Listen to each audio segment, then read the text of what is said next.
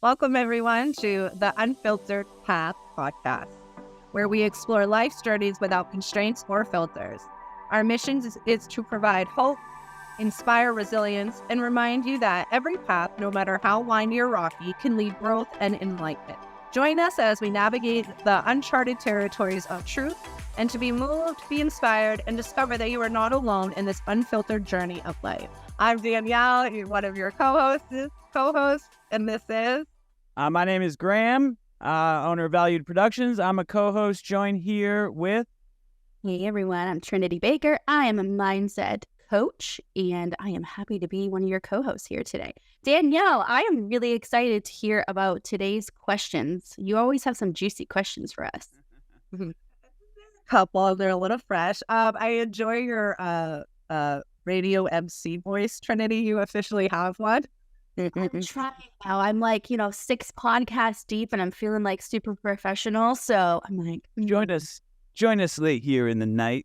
But call in. The mic confidence. I can't wait to get one.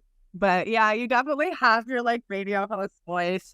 Graham had his kind of built in, so it's really cool to hear that you're there. I, on the other hand, was incredibly nervous to introduce us, so bear with my intro. Thank you, everyone, for remaining on the podcast for the intro. All right, so questions. I've got a few, and I've got a box here, so we can always continue on. Let's just keep it fresh and personal at first. If you were 10 years younger, that sounds great. There's a lot of smart comments I have in my head right now, but knew everything that you know now 10 years ago. Okay, so you've got all that wisdom, and don't say, no, I want to keep it the way it was. What would you do differently acting out that 10 years? Like, oh my God, I maybe should have thought about my own answer. Graham, that's deep. Graham, you should start. Definitely. So if I had all the wisdom I know now 10 years ago and had to go through life the way,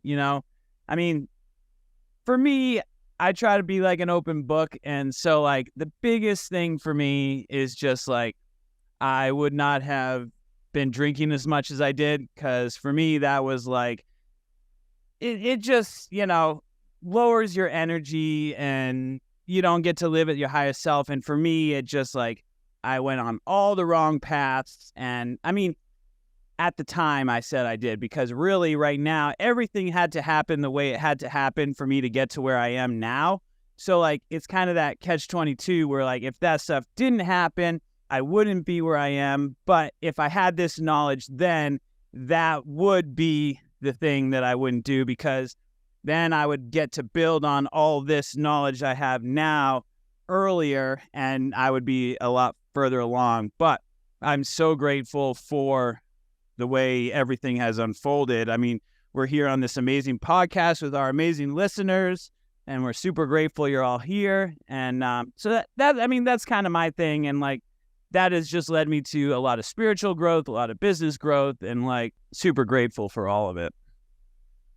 I feel like this question is such a hard question because, like you said, Danielle, I don't want to change anything, but I really don't want to change anything. I would love to have the wisdom, because I think I would appreciate the path. So all of those 14-hour shifts as a nurse, I feel like I would appreciate those more, because I can see now what they gave me, the resilience and the knowledge that it gave me. I'm looking back at when I was a psychiatric nurse in a hospital, feeling like I was going to get killed 300 times during my 14-hour shift. That gave me so much knowledge to what I use in my coaching business, right?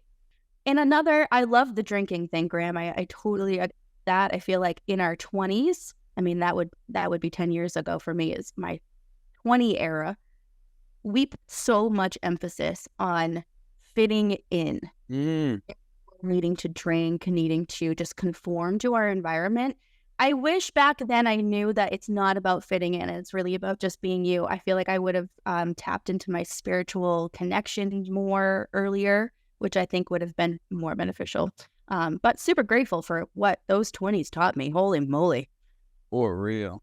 I'm so glad you brought up the psych ward nursing and that's an actual danger because I have a traveling nurse friend and kind of made like a passing comment to her about how she was doing, and she wanted to know more how she was doing, like literally, like she's my neighbor, like, and she brought up the fact that she had been hit a couple times in the week being a nurse and that she could have lived without that woman. And I was like, wait, what?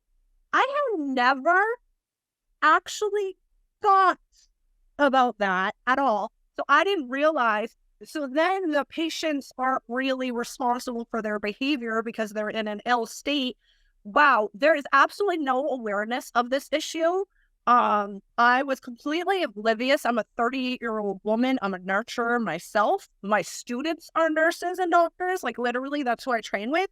So my mind is like, I hope that like this podcast, at the very least, brings that little bit of awareness to that subject. Like, thank you for bringing that up because like I remember in the moment feeling helpless because I had never taken the time to even think about something like that. So then I had no like words of wisdom. You know what I mean? Now you want to like help your friend with a comment like that. I'm like, no, I don't think people actually consciously know that's a problem.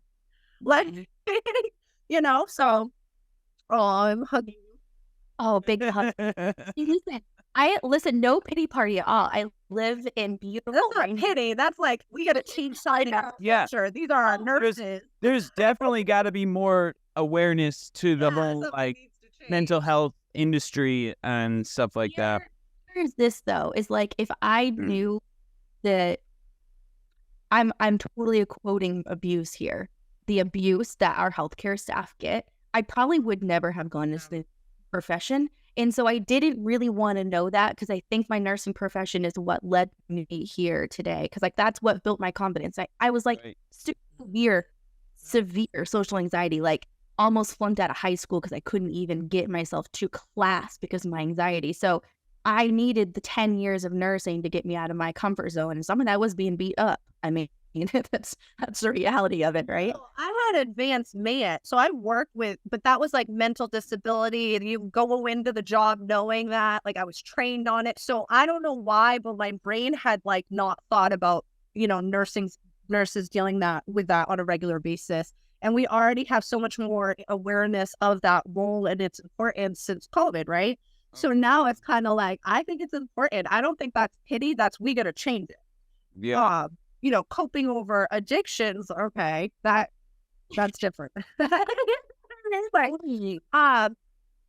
So me. Anyways, I just love you both so much. So Graham, you're amazing. I have been an addict and I am not now. And literally, I save addicts with my own job, and it puts me in line with purpose. So, but I would have to concur on that so totally. Because it's like, if you're an addict, you're slightly trying to die, but in a passive aggressive way. Right.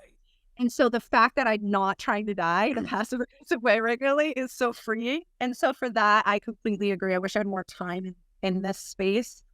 For me, I would be less restrictive of my own path. Yeah. I remember when the universe was trying to remove me from Florida, bring me to Maine, or trying to make me into a mother, right? It was all designed. I mean, I told you guys I have a number in my life that's major, and it's my kid's birthday in chronicle order. So that means they were predestinedly designed. They were always going to happen. I was agreeing when I came to Earth before, and it couldn't be more proved to me that that's true. So I just would be less resistant of my own path. I wish I could do that even now. Like I always, like, you know what I mean? Like creating that friction when it doesn't need to be there. I wish I would have done a little bit less of that, you know? That is so true. Yeah. Like, so we put so much resistance on our path. Most definitely. I think our intuition's like, hey. Totally. I think that's like, that's like a big culmination even of like what that question even is. The original question of like the wisdom from 10 years, you know, because like, the resistance on whatever path we had, that was the thing that did ultimately make us to what we are now. But like, if we had that foresight at that moment, it would have been a whole new path that would have been even more connected to what our true highest self is. which is more connected to the moment. yeah, Right? If most it was, we would have been more present through all of those 10 years. exactly, Which is like the ultimate daily goal. most definitely pure acceptance for what is. Yeah. On this topic, I have a question. Very rare question. But like, think back to one of those moments where you resisted so much, but it needed to happen because it literally made you who you were today. Mm. I mean, there's so many of them. I mean, I know the one specifically for me that has always been like one of those things I had to even like do the work through of like things had to happen the way they had to happen for me to get to where I was going. You know what I mean? Like the biggest one for me was like, so I'm a musician and I was playing in this band at a time and we were on a track to like be something, you know what I mean? Like nominated New England Music Awards, like stuff online, all, like this whole thing. And like because of my resistance and doing the not thinking stuff that I was doing at the time, I ended up getting kicked out of that band.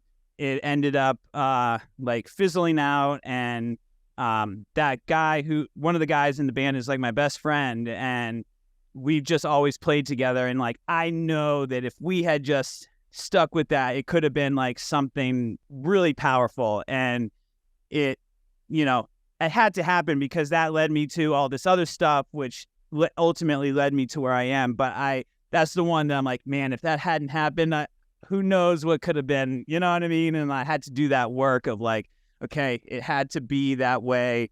I know that deep down, you know what I mean?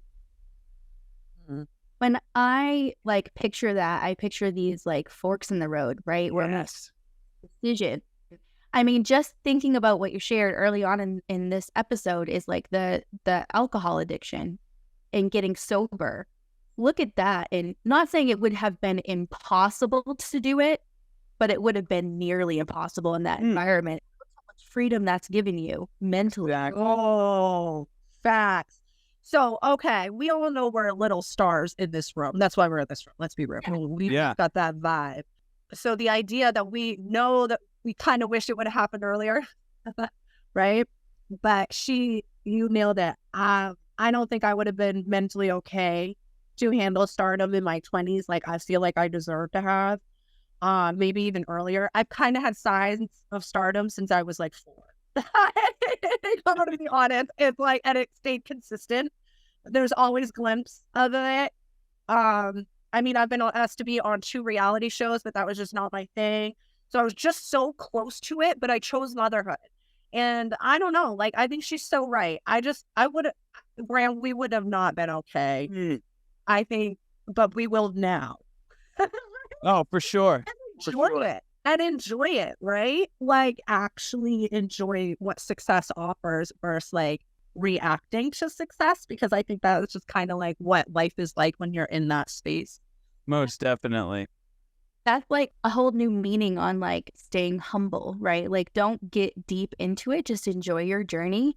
As much as we want to like totally celebrate. I'm all for celebration. Listen, I live off celebration, but there's a difference between celebration in like, you got to stay humble in the celebration and enjoy the journey, whether it be gaining a client or losing a friend or gaining a friend. Oh, that was rough. Yeah, no, I literally was talking to my clients last week about we have to stop resisting the people that are leaving our lives because we have no idea what the people that are coming into our lives are going to bring us.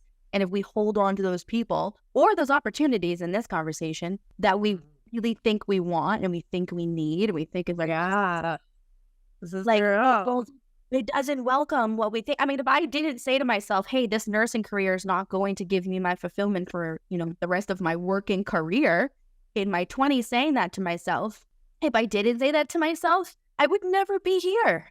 Exactly.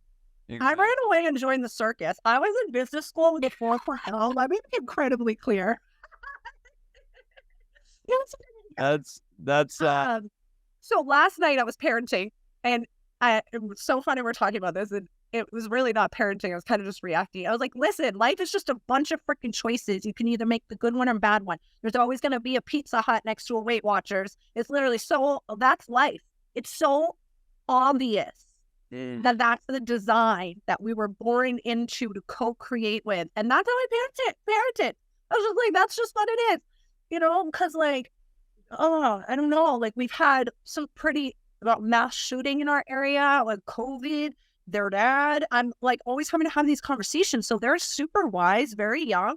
And that's just what I've landed on is like, it's crazy. It's all day, every day. Ja, you're on your tablet too much. That is literally your choice. Like at this point, like it's a choice. And I was just trying to parent that too. And I'm like, I'm going to hope you make the right choice because, it's, and then your brain can trick you and, but at the end of the day, you can always reroute and realize that everything's just a choice. So it's both the curse and the blessing. That was just like, that was my parenting was just about that. Like, I don't know. Anyways, that there's always just like, it never ends. Yeah.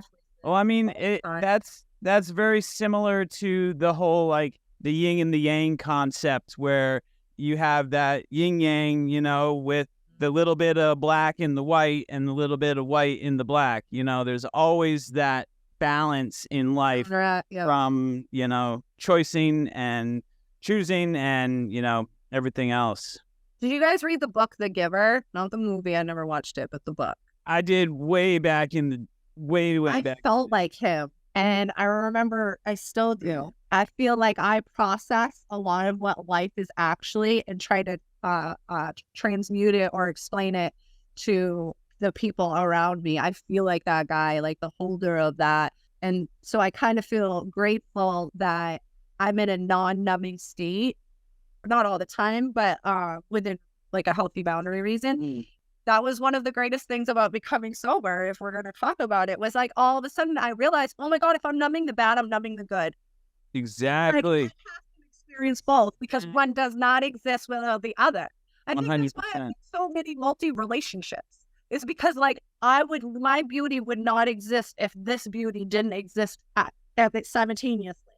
Like I'm so fascinated by that. And I'm an artist, right? So like I just love that kind of living in that awareness, and sobriety definitely helps. I mean, I smoke low weed, so yeah. Listen, yeah, it depends. What's sobriety? No, for sure. I mean, and I come from a family of complete alcoholics. I mean, it's just like generation after generation after generation, and then you throw in a drug addiction in there. So I've lost a lot of my family to addiction one way or the other, and so that makes me take loss with a whole nother ball game because I am here to live on. I mean, for my mom, for example, my best friend, shining light, so super amazing. We lost her to alcohol addiction at 45 years old, and I was 25 and pregnant with a surrogate baby, and so like super hormonal and like all over the place. And so yes, did that send me into a spiral? Yes. However, I am who I am today because of the spiral that happened. The spiral allowed me to reflect on a deeper level to why is this happening? What is it happening for? What lessons are here? And that's one of the lessons is we're sitting here in this life, though, this one life we have, and we jump at any second to numb the life that we're supposed to. The life. I know. And then it's like, yeah. Yeah. Absolutely. I'm so sorry that happened to you. That's pretty hardcore. I mean, this for example, how many bars are there in every town? Maine is the number one bar per square foot capital. Yeah, mine was much deeper than that in terms of like my addictions. I dated tequila. We were exclusive, like a very long time. I was there. I trained with a lot of Russians, not to like biasly say, but kind of we'll just stereotype. And we would train, and the greatest athletes in the world come there. And but they would drink beer and smoke cigarettes after training. That was what's happening? Like, how is this happening? And they were like, buzz.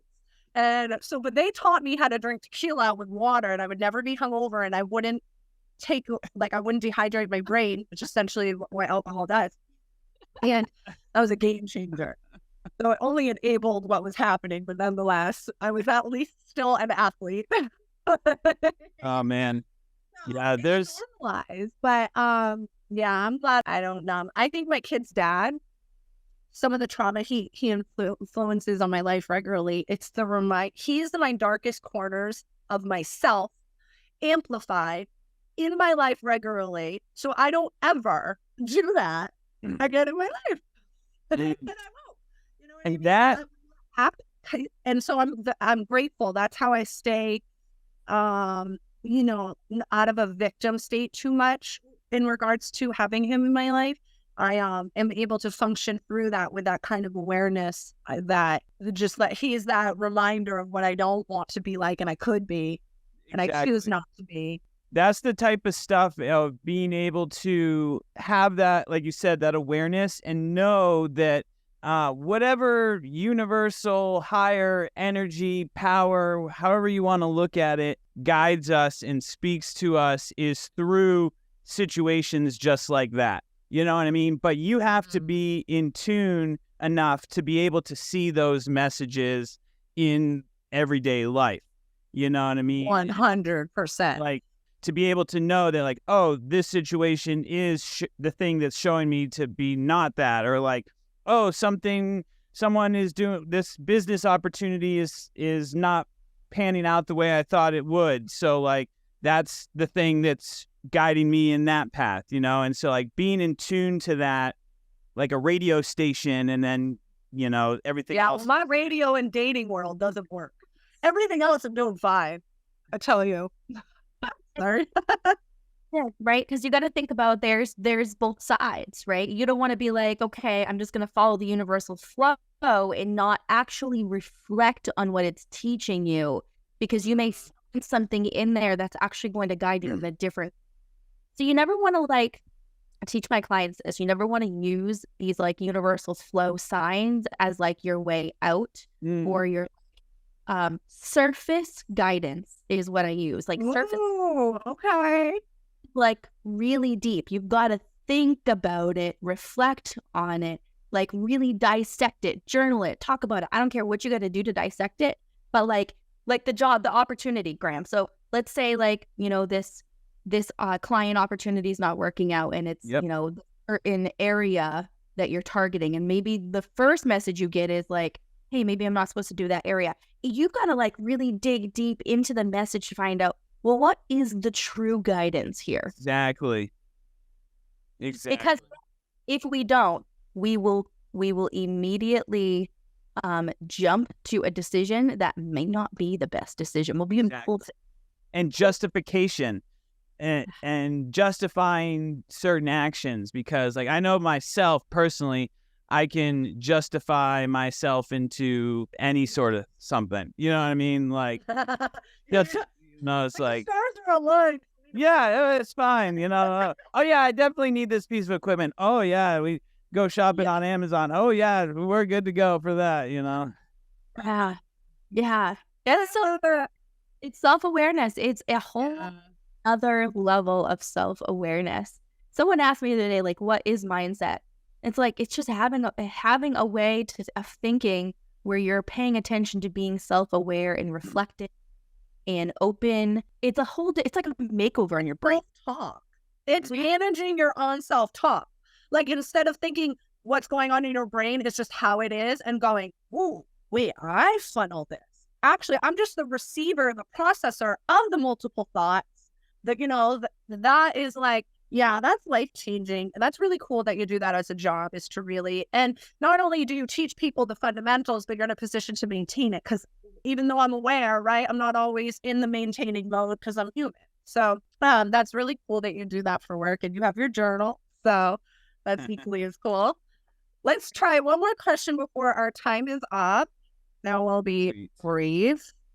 Okay, if you were creating a top 3 list of your all-time favorite teachers, instructors, or coaches, so not family, okay? You don't need to say XYZ to be polite. Which 3 mentors would you make your elite list?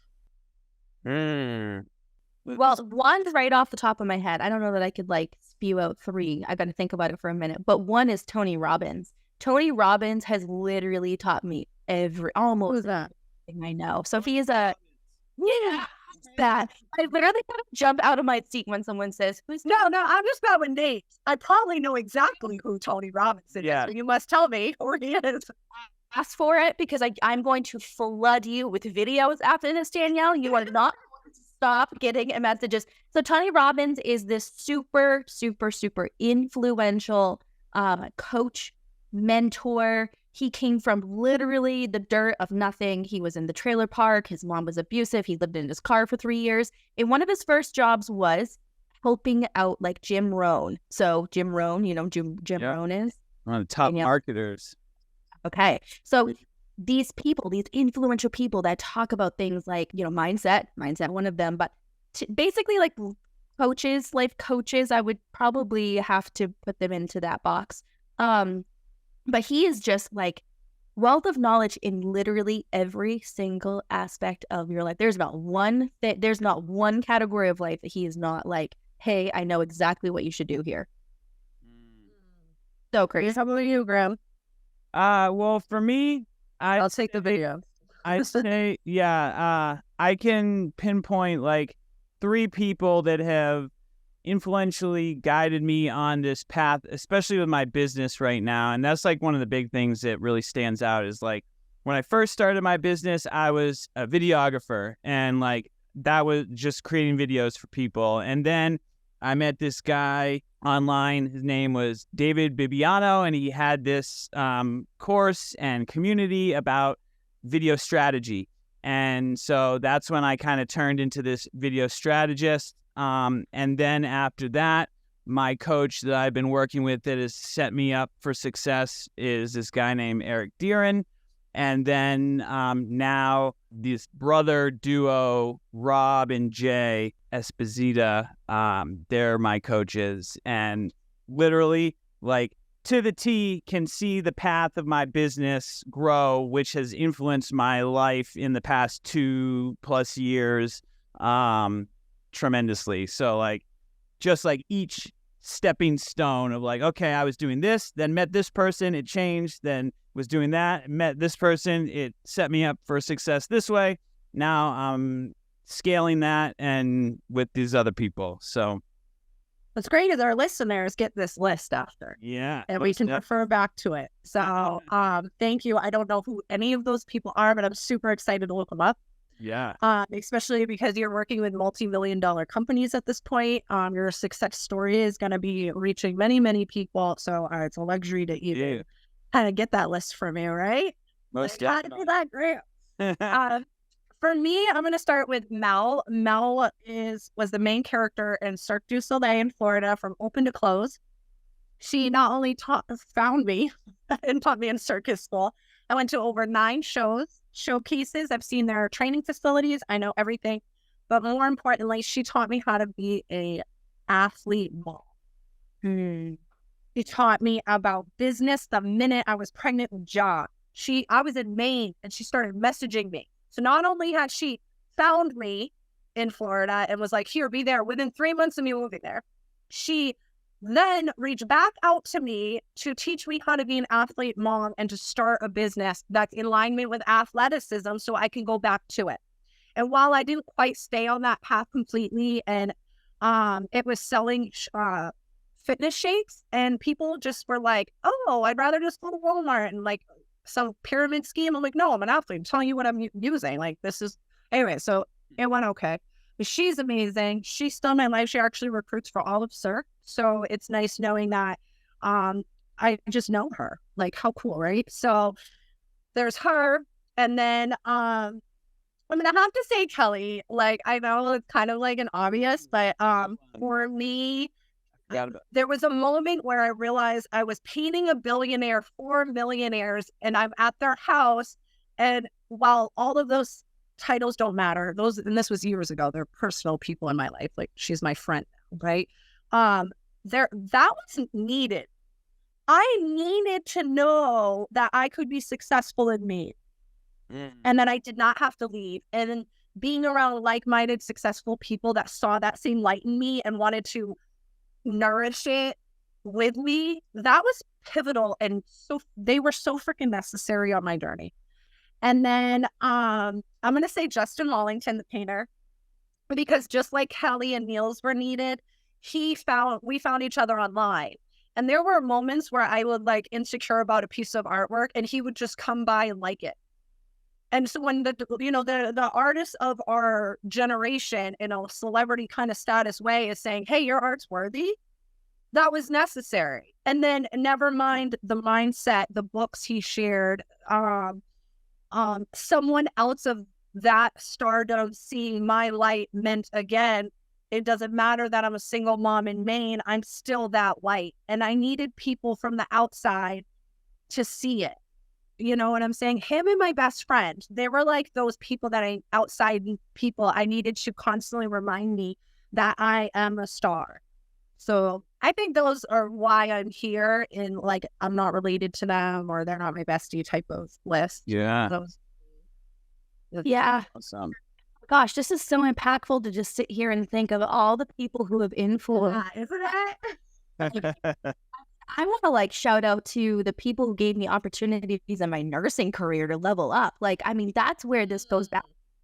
So, an author, and this sounds weird, but so the book, The Surrender Experiment, his name is Michael Singer, and he has The Untethered Soul as well, just super well-known author. But The Surrender Experiment literally changed my life. Like, it talks about just going with the flow of life in a whole different way. And so we talk about like how these people, perfect conversation. We talk about how these people come into our life and change it. And they come into our life and we change. And the whole thing changes everyone that comes into our life, right? His entire book demonstrates that to a T, that the more you surrender to the flow of life, the more those people and opportunities come in. That was super confirming for me when I'm sitting here making the switch, complete life switch. Career life. I share books. You know, that's so tangible because now our listeners can like learn too. That's super cool. Thank you. Looking back, I think the third, listen, I love my coach. My coach pours so much wisdom and inspiration to me every single week. I would not be here without her. She's been my coach for 4 years now, and I swear I am where I am today because of the wisdom and empowerment and support she's provided. But looking back at one more book, I just got to throw this in here. And her name is Gina. I can't remember her last name who wrote it, but it's the book. It's called Audacity to be Queen. And that was the first book that taught me like, hey, there is more to life than this. And that I think was a very pivotal moment in my life that like when you're feeling stuck, something or someone comes into your life, whether it be a book or a video or a person or a mentor, whatever it is, something, if you open your eyes when you're feeling stuck, something comes to your life that will and has the ability to completely redirect you, but you have to pay attention. Heck yeah. That's a great place to kind of bring it to a close with our podcast today, where now all of our listeners, feel free to reach out to us if you want more information on this massive list of people who have influenced our lives. And if you're looking for a similar path, happy to make the connections and point you in the right directions as well. So I just want to say thank you all for joining us today. My name is Graham, Duval-Valüd Productions. You can find me on all the social platforms, VALUD Productions, all one word across the board, all the social platforms. And also with my co-hosts here. Hey, Trinity Baker. So you can find me on all social media platforms, TrinityBaker.com, but that's also my website. Yeah, that's why I added .com in there. Danielle, go for it. I'm Danielle Hirsh. I'm your Aerialist. My business name is Aerial Jade. That's AERIALJADE because I'm an aerialist. I have green eyes. There we go. I'm on most social media platforms now. I have a live chat option on my website, which I encourage everyone to use first. Thank you. Awesome. Well, thank you all for joining us on this Unfiltered Path podcast, and stay tuned for our next episode, and we will see you all then.